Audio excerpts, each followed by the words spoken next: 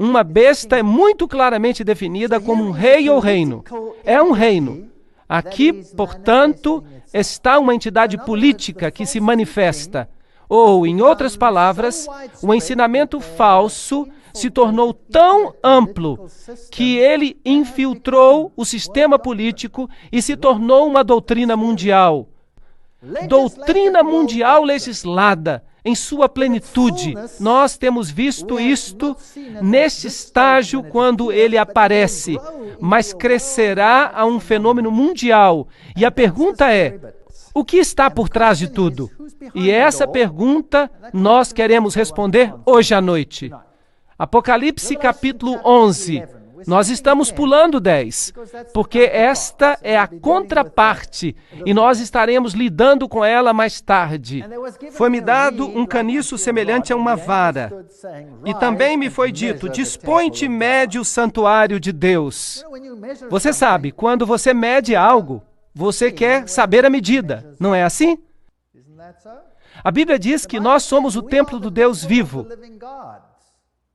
Qual é a nossa medida, portanto? Dispõe-te e mede o santuário de Deus, o seu altar e os que naquele adoram. Portanto, assim como nós tivemos uma enumeração, agora nós temos uma medição. Mas deixa de parte o átrio exterior do santuário e não o meças, porque ele foi dado aos gentios. Estes calcarão aos pés a cidade santa. Eles pisarão na verdade de Deus e na salvação de Cristo, que é tipificada no santuário. Tudo no santuário tipifica a Cristo. A porta, o portão, onde você entrou, o altar de holocausto é uma representação da cruz, o cordeiro que foi morto. Eis o Cordeiro de Deus que tira o pecado do mundo. A pia que lava, ela é que lava os nossos pecados.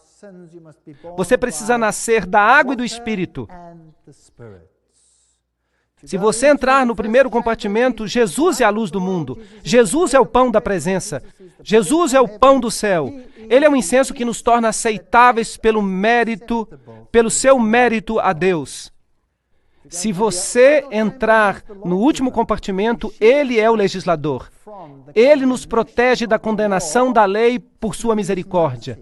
Uau! Tudo está ali no santuário. É uma mensagem linda.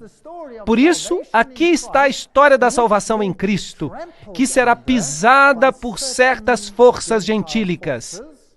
E isso será feito por 42 meses. Agora, esse é um tempo profético de novo, e seria interessante saber o que ele significa. E é claro, é uma citação do livro de Daniel, capítulo 7, onde todos os atributos do anticristo são dados, incluindo o fato de que ele reina por esse período. Darei as minhas 2 testemunhas que profetizem por 1260 dias, vestidas de pano de saco. Agora, é isso que chamamos de paralelismo hebraico. Você diz uma coisa de um jeito e você repete isso de outro jeito.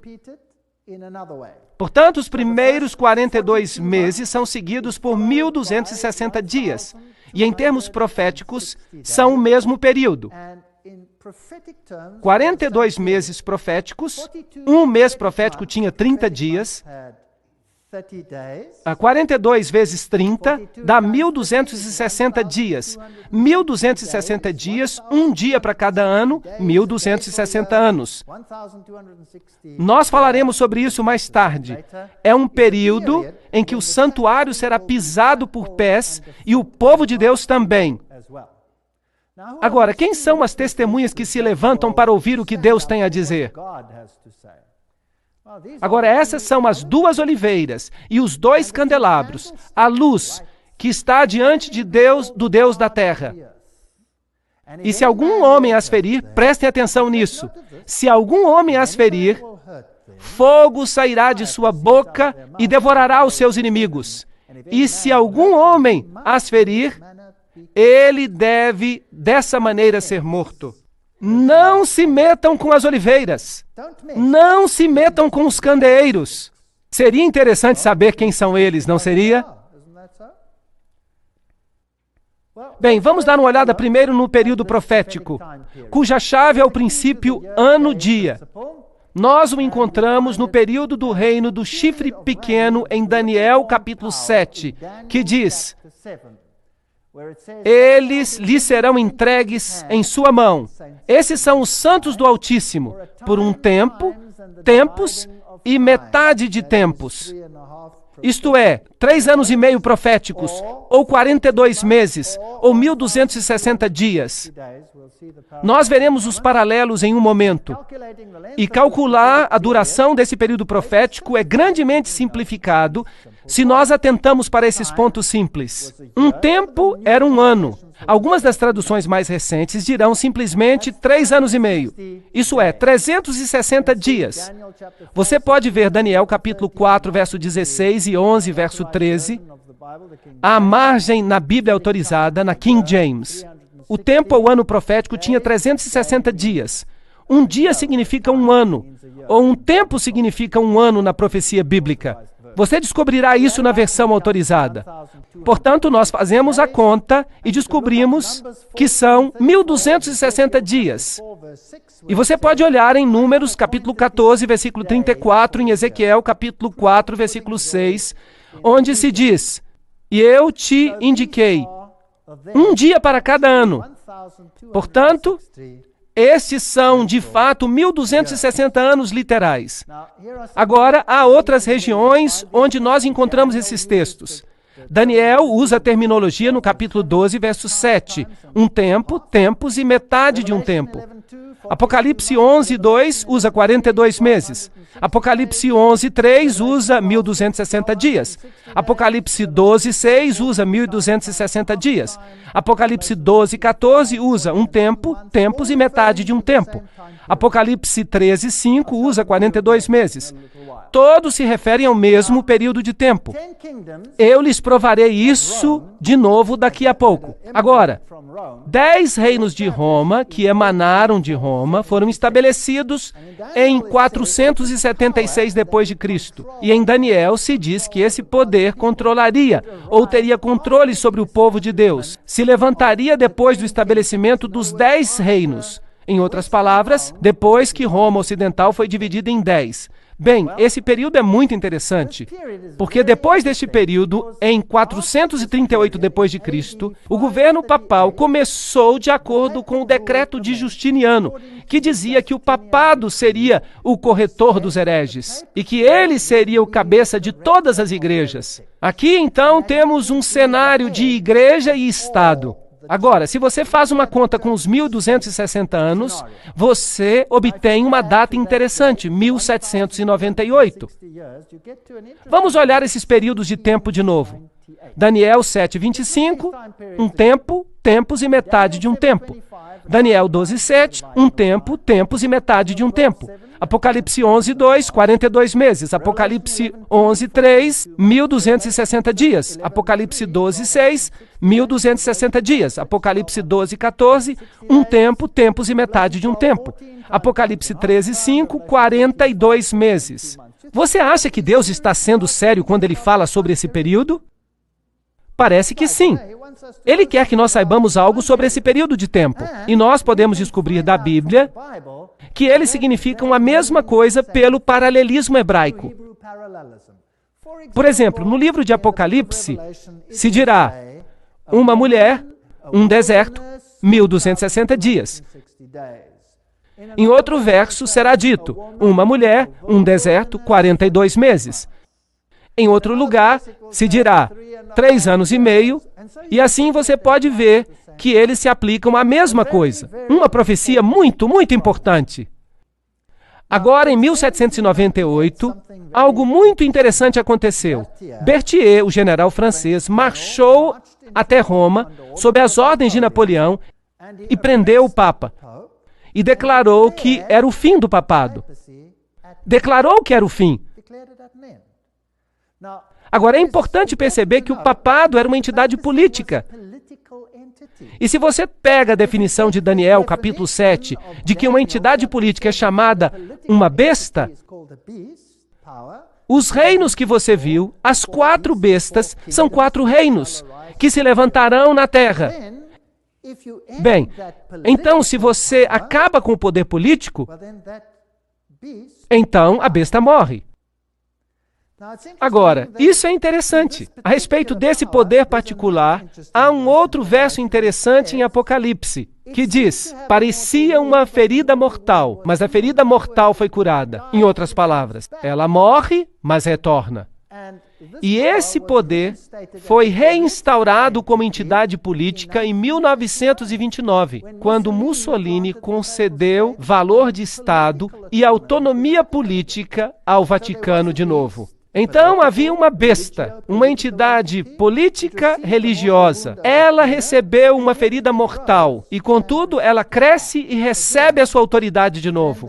E então há algumas coisas interessantes no livro de Apocalipse sobre isso. Vamos olhar essa ferida mortal. No dia 1º de fevereiro de 1798, o Papa Pio VI foi destronado por Napoleão. Seu anel, o símbolo do seu poder, foi-lhe tirado do dedo. E ele morreu no exílio. Essa foi uma ferida mortal. Por volta de dezembro de 1804, o Papa Pio testemunhou Napoleão coroando-se imperador. Aqui estava um Papa sem uma entidade política para governar. Em 1808, Napoleão tirou a autoridade do Vaticano. Ele confiscou toda a cidade do Vaticano.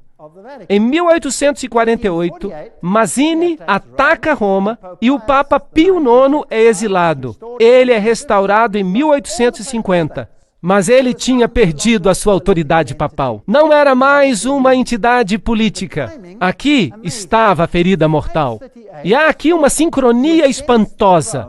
Em 538, ele ascende ao trono sob a proteção do Império Romano Oriental, com a ajuda do próprio imperador. Ele assume a autoridade com o decreto de Justiniano.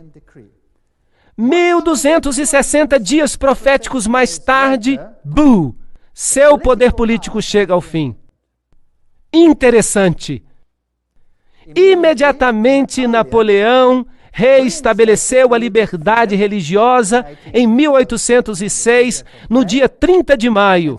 E então nós tivemos um poder que governou o povo de Deus por um período de tempo, politicamente, ditando às outras forças políticas o que elas deveriam fazer com os dissidentes. Vejam vocês que Roma nunca condenou ninguém à morte. A Inquisição era dirigida pelos jesuítas e mais tarde pelos dominicanos. Mas os jesuítas eram os inquisitores originais. Quando eles descobriam que alguém era culpado, eles o entregavam para que o Estado o executasse. Era assim que funcionava. Agora, quem são essas testemunhas que testemunhavam em pano de saco durante este período de tempo? Minhas 2 testemunhas. Essas são as 2 oliveiras e os 2 candeeiros que estão diante do Deus da terra. Por falar nisso, Roma suprimiu as escrituras durante o seu período de reinado? Sim ou não? Sim. Eu fui católico. Era um pecado mortal ler a Bíblia. Era um pecado mortal. Mais tarde, depois de 1962, isso foi alterado. E nós saberemos por quê. É uma razão muito interessante. Veremos numa próxima palestra. Bem, quem são essas 2 testemunhas? Elas podem, por exemplo, ser as Escrituras? O Velho e o Novo Testamento? Será possível? Zacarias capítulo 4, verso 1. E o anjo que falava comigo veio de novo e me acordou, como se acorda um homem do seu sonho. E ele me disse: o que tu vês? E eu disse: eu olhei e eis um candeeiro. Vejam que há aqui um candeeiro, todo de ouro, com uma bacia sobre ele, e 7 lâmpadas, e 7 tubos para 7 lâmpadas que estão sobre ele, e 2 oliveiras. Temos o mesmo símbolo. Portanto, Apocalipse tira esse simbolismo de Zacarias. Lembrem-se que esse poder reinou por 1260 anos como uma entidade política que tinha músculos políticos e força sobre todos que considerava hereges. Assim, vamos olhar Zacarias e vamos ver se encontramos outras imagens que possam ser interessantes. Nós encontramos os candeeiros que são mencionados em Apocalipse. Nós também encontramos as duas oliveiras que são mencionadas em Apocalipse. Uma está do lado direito da bacia e outra está do lado esquerdo dela. E o verso 4. Então eu respondi e falei ao anjo que conversava comigo, dizendo: que são estas coisas, Senhor? Bem, é isso que queremos saber. Talvez consigamos uma resposta aqui. E o anjo que falava comigo me respondeu e disse: não sabes o que são? E eu disse: não, meu Senhor. Nós também dizemos a mesma coisa, o que são? E então ele respondeu e me disse: esta é a palavra do Senhor a Zorobabel, dizendo... E então ele falou que palavras eram essas. Então, o que são as oliveiras e o candeeiro? A palavra de Deus. Então, essa palavra de Deus estava profetizando em roupa de saco, por 1260 dias. Vocês sabem quando foi que os reformadores começaram a imprimir a Bíblia? Eles começaram a usar a imprensa de Gutenberg. E quando eles começaram, esta foi destruída. E então queimaram todas as Bíblias que haviam sido impressas. E eles tentaram destruí-la por todos os meios à sua disposição, sem sucesso. Bem, mais tarde eles escreveram uma sua contraversão, que é conhecida como a Bíblia Jesuítica. Eu vou falar sobre isso mais tarde. Verso 11. Então eu respondi e disse a ele: o que são essas oliveiras do lado direito do candeeiro e do lado esquerdo dele? E eu respondi de novo e lhe disse: e o que são os ramos das duas oliveiras que por intermédio dos tubos de ouro esvaziam o azeite de ouro escorrendo? E ele me respondeu e me disse: não sabes tu o que são? E eu disse: não, Senhor. Então ele disse: estes são os dois ungidos, ungidos com o poder de Deus. Em outras palavras, pelo Espírito Santo. Esta palavra de Deus foi pregada ao mundo. Ela se levanta pelo Senhor de toda a terra.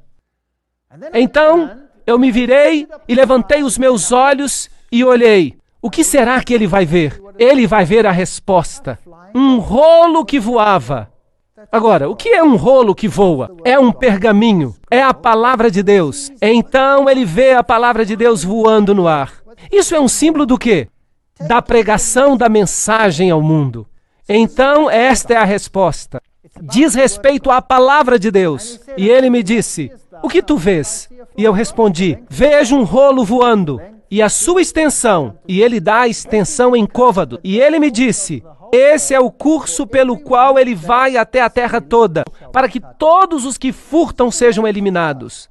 Estas são as advertências de Deus. E todo o que jurar será eliminado deste lado de acordo com ela. E eu farei acontecer, diz o Senhor dos Exércitos, e ela entrará na casa do ladrão, e na casa daquele que jura falsamente pelo meu nome, e ela permanecerá no meio da sua casa, e ela consumirá a lenha que há ali, e as pedras que há ali.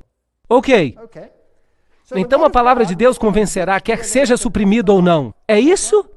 Basicamente, é isso que está sendo dito. Leiamos, porque Zacarias está ficando interessante. Então o anjo que falava comigo saiu. Lembre-se, Apocalipse 11 está citando Zacarias, destes mesmos versos. E nós podemos obter mais informações. O que foi que eu disse no começo? A lei é o testemunho. Portanto, nós estamos cavando no testemunho para ver o que os profetas tinham dito, aquilo que está em harmonia com o que vai acontecer aqui. Levanta os teus olhos e vê este que sai. E eu disse: o que é? E ele respondeu: é um efa que sai. Uau, agora está ficando interessante, um efa. Agora, o que é um efa? Um efa era uma medida. Era uma medida padrão com a qual você media farinha, por exemplo. Agora, no livro de Apocalipse, não estava acontecendo uma medição? Sim ou não? Ahá! Aqui temos uma outra medição acontecendo. E nós temos o padrão de medida. Obviamente, o padrão para o que é certo e o que é errado. Mas aqui está um interessante padrão que se estabeleceu. O que é isto? E eu respondi, é um efa que sai. E ele disse além disso, este padrão é o que você verá em toda a terra. E eis que se levantou um talento de chumbo. Vejam que o efa tinha uma tampa sobre ele, uma tampa pesada. Esta tampa aqui era muito pesada. Era feita de chumbo. Então ele levantou esta tampa de chumbo e olhou dentro do efa, que é a medida padrão. E o que ele viu dentro? Uma mulher sentada no meio do efa. Oh, isso é interessante. O que é uma mulher na Bíblia? É uma igreja. Uma igreja. Então há uma igreja apóstata nesta terra. E há uma igreja verdadeira nesta terra. E nesta se senta uma mulher. Portanto, ela é um padrão. Um efa que está sendo estabelecido por uma igreja. Será que isso é lógico? Sentada no meio do efa. E ele disse, isso é impiedade. Então temos aqui o contrário do que o rolo estava dizendo. O rolo no início tinha dito, eu te condenarei pela minha palavra. Se você roubar, saberá que roubou. Se você fizer isso ou outra coisa, minha palavra vai condenar você. Mas aqui está um outro padrão sobre a terra. E ele é controlado por uma igreja diferente. E é uma igreja ímpia. E ele atirou o peso de chumbo na boca. Então esta mulher se revelou por um tempo. E então a tampa foi devolvida. Opa! Agora está interessante. Será que o Apocalipse falou de um padrão que não era bíblico? Sim ou não? Claro que falou. E a tampa foi levantada para que todos pudessem ver. Como é que os reformadores chamavam Roma? Chamavam abertamente de anticristo, mas então se fechou. E o que os reformadores dizem hoje? Publicamente, oficialmente, em todos os seus sínodos, o que o concílio luterano decidiu? Em 1994, se não me engano, decidiram que ela não mais seria chamada de anticristo. Os calvinistas decidiram a mesma coisa. Todos eles decidiram a mesma coisa. Então, a tampa voltou para o efa. E eu levantei os meus olhos e olhei, e eis que havia duas mulheres, e o vento estava em suas asas, pois elas tinham asas como asas de uma cegonha. E isso é má notícia. É má notícia. Porque você vê, a cegonha é um pássaro imundo. E um pássaro na Bíblia, aqui é o símbolo do Espírito Santo.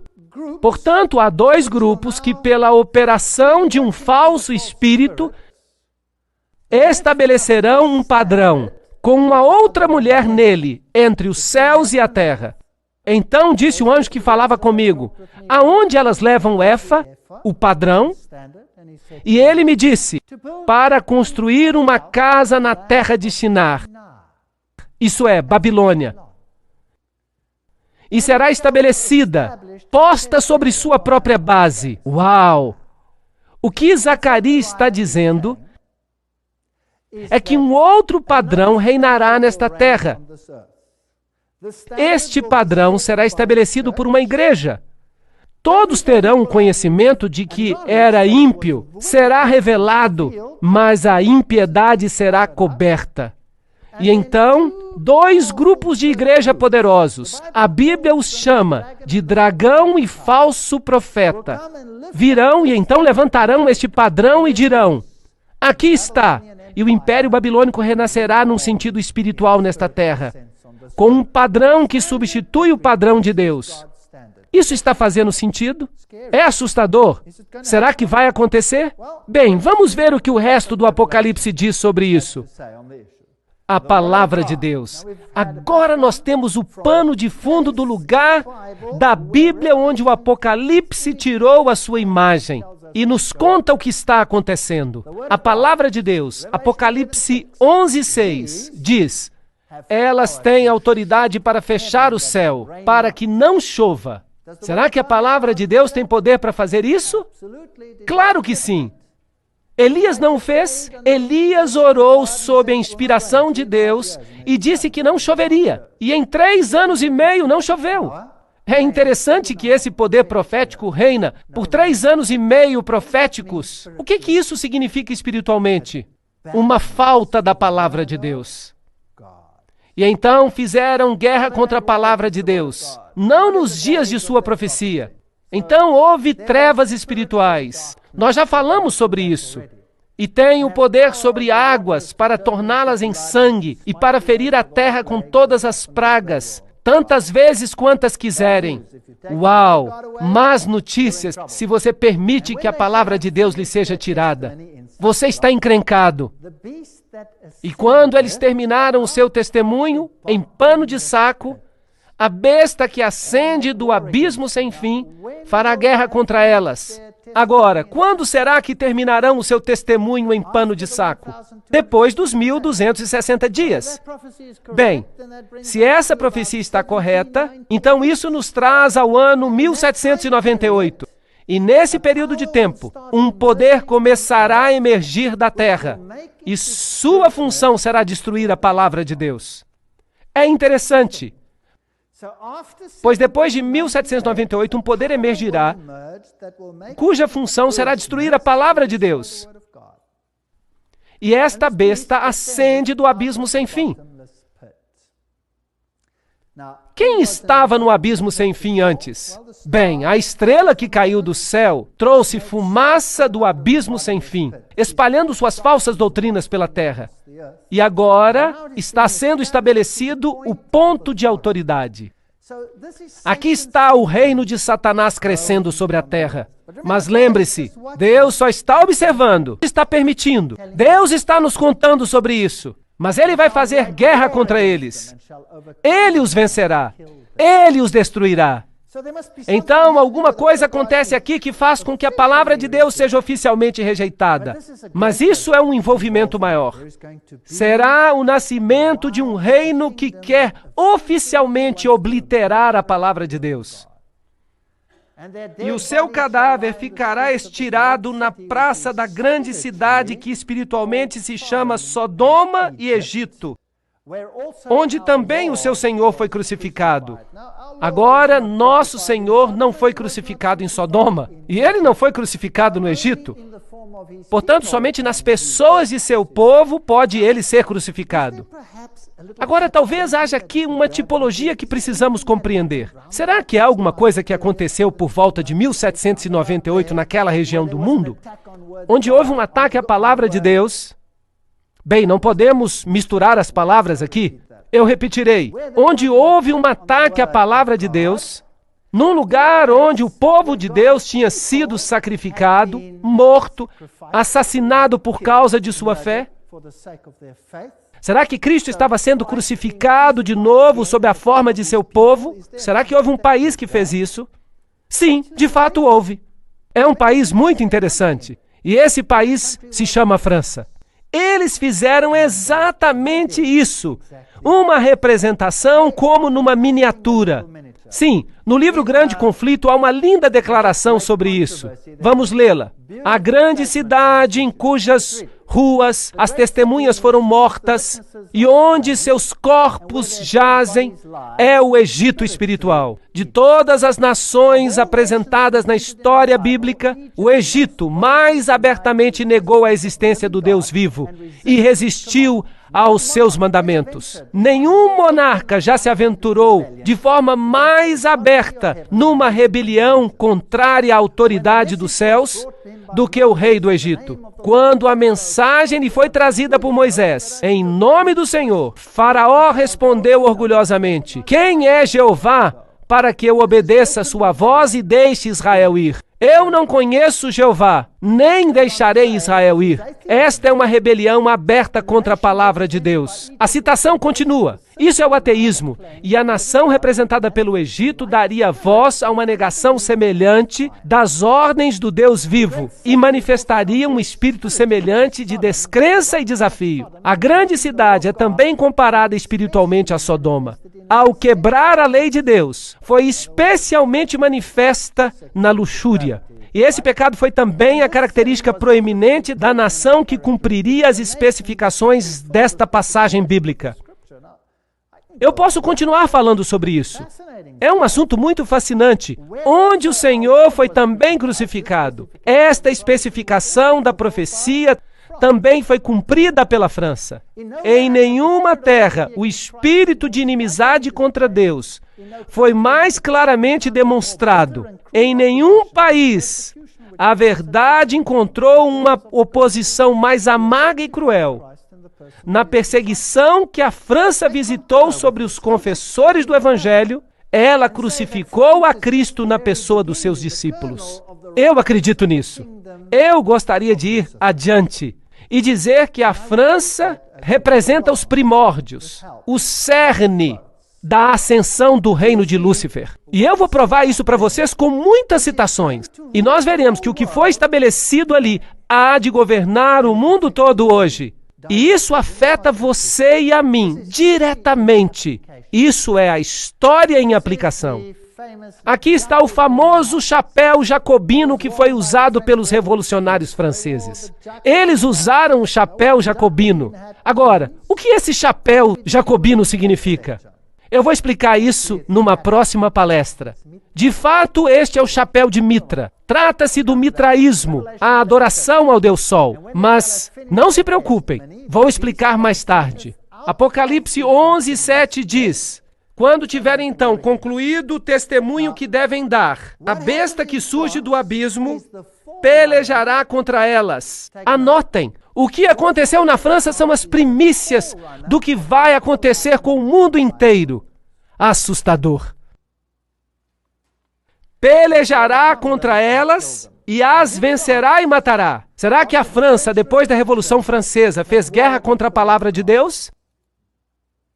Apocalipse 11:9 diz: então muitos dentre os povos, tribos, línguas e nações contemplam os cadáveres das duas testemunhas por 3 dias e meio. Bem, agora nós temos um outro tempo profético. 3 dias e meio seriam 3 anos e meio. E não permitem que esses cadáveres sejam sepultados. Do dia 10 de novembro de 1793 a junho de 1797, eles fizeram isso. Eles baniram a Bíblia. Oficialmente, por um decreto do governo, os que habitam sobre a terra se alegrarão por causa delas, as duas testemunhas, o Velho e o Novo Testamento. Realizarão festas e enviarão presentes uns aos outros. Será que os franceses fizeram isso? Sim, eles de fato fizeram isso, porque esses 2 profetas, a Bíblia tinha atormentado aqueles que viviam sobre a terra. É verdade. Eles só acreditavam que a Bíblia os havia atormentado. Mas há mais gente que acredita que a Bíblia era um poder atormentador. Mas depois de 3 dias e meio, um espírito de vida vindo da parte de Deus neles penetrou. E aqueles que os viram sobreveio grande medo. Destruíram a Bíblia? Não. Depois desse evento, que foi só o começo desse grande ataque à palavra de Deus, o poder veio à palavra de Deus. E Bíblias apareceram em todas as partes do mundo. Todas as grandes sociedades bíblicas começaram depois desse dia. E a Bíblia foi colocada em cada mão que a desejava no mundo inteiro. Isso enfureceu a besta do abismo sem fim, de tal modo que ela mudou a sua tática de guerra. E nós vamos lidar com essas táticas em 2 palestras chamadas A Batalha das Bíblias e Mudando a Palavra. Elas vão acontecer a seguir. Se você está chateado comigo hoje à noite, volte de qualquer forma, ok? Então a palavra de Deus se levantou e pregou com o poder daqui por diante. Mas a guerra não acabou, estava apenas começando. E as 2 testemunhas ouviram grande voz vinda do céu, dizendo-lhes: subi para aqui. E subiram ao céu na nuvem, e os seus inimigos as contemplaram. E o inimigo, eu devo lhes dizer, odeia a palavra de Deus. Naquela hora houve grande terremoto e ruiu a 10ª parte da cidade. Isso obviamente se refere a essa cidade espiritual, Babilônia. Ela foi sacudida pela ressurreição do poder da palavra de Deus. E então Satanás redobrou seus esforços para esmagá-la de novo. E morreram nesse terremoto 7.000 pessoas. De novo, esse é um número simbólico. Ao passo que as outras ficaram sobremodo aterrorizadas e deram glória ao Deus do céu. Notem, passou o segundo ai. Eis que sem demora vem o terceiro ai. Um ai é algo que torna impossível para as pessoas encontrarem a verdade. O primeiro ai foi a destruição física das áreas cristãs originais pelos poderes que trabalhavam contra Cristo. Este ai é agora um escurecimento espiritual de todo o conhecimento que diz respeito a Deus, por esse poder que faz guerra contra a palavra de Deus. O que aconteceu na Revolução Francesa? Vamos ver como ela cumpriu essas profecias. Temos aqui a queda da Bastilha. E claro, com este evento, toda a estrutura política do mundo foi mudada. Antes disso, você tinha monarcas que governavam. Agora você tem democracias. Democracias apareceram por toda parte. Isso parece muito bom, mas nós vamos ver depois exatamente o que está por trás dessas coisas. Então, Luís XVI, aquele que perdeu a cabeça, literalmente, e a cabeça dele foi levantada diante de uma multidão agitada quando ele foi para a guilhotina. E a mulher dele, Maria Antonieta, será que tiveram misericórdia dela? Não. A cabeça dela foi colocada numa estaca e levantada diante da multidão agitada. Então, eles pegaram uma prostituta. Mas é isso que realmente eles fizeram, com os seios à mostra, e eles lhe chamaram liberdade. Eles fizeram dela uma deusa. A liberdade governava. Quando a deusa foi trazida à convenção, o orador pegou-a pela mão e, voltando-se para a assembleia, disse: mortais, deixem de tremer diante dos trovões impotentes de um Deus que seus temores criaram. Uau! Essa é uma assembleia pública. Daqui por diante, não temos nenhum Deus, senão a razão. Vocês podem imaginar isso? Eu lhes ofereço essa mais nobre e pura imagem. Se vocês precisam ter ídolos, façam sacrifícios apenas para um como este. Prostrem-se diante do augusto Senado da Liberdade. Reverenciem a razão. Então temos aqui um poder que tinha tomado o lugar da palavra de Deus e o substituído com a deusa da razão. Mas felizmente, Jesus disse isso antes que acontecesse.